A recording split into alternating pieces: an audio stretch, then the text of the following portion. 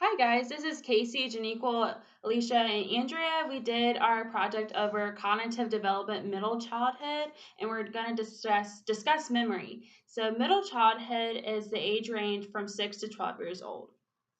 Memory. So what is memory? According to our text, Child Development: A Topical World, memory is defined as, quote, the process by which information is initially recorded, stored, and received, end quote. The information processing approach. In order for information to be stored for future use, a memory must undergo the information processing approach. Cognitive abilities depend on what exposure the child has. Information processing approaches represent the dominant, most comprehensive, and ultimately the most accurate explanation of how children develop cognitively. The information processing approach is broken up into three categories: encoding, storage, and retrieval. Encoding is where the individual records the information in a form of usable memory.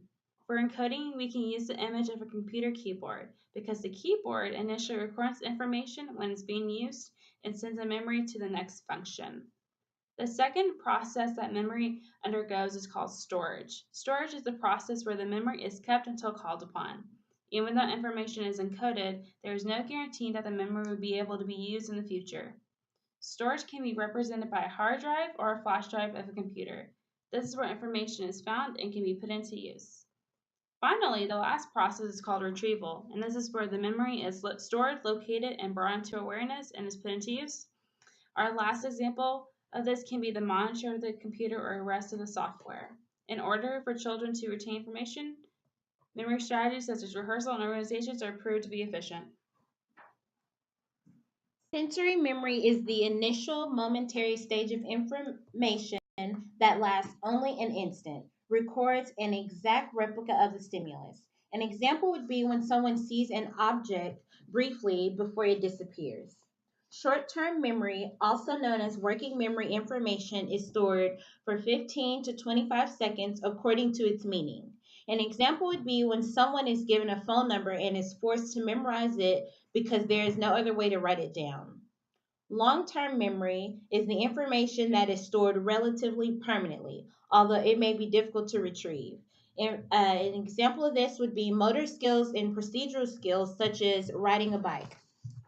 Mnemonics and memory strategies are formal strategies for organizing material in ways that make it more likely to be remembered, such as getting organized, paying attention, visualization, rehearsal. An example of these would be Schoolhouse Rock, flashcards, and PEMDAS.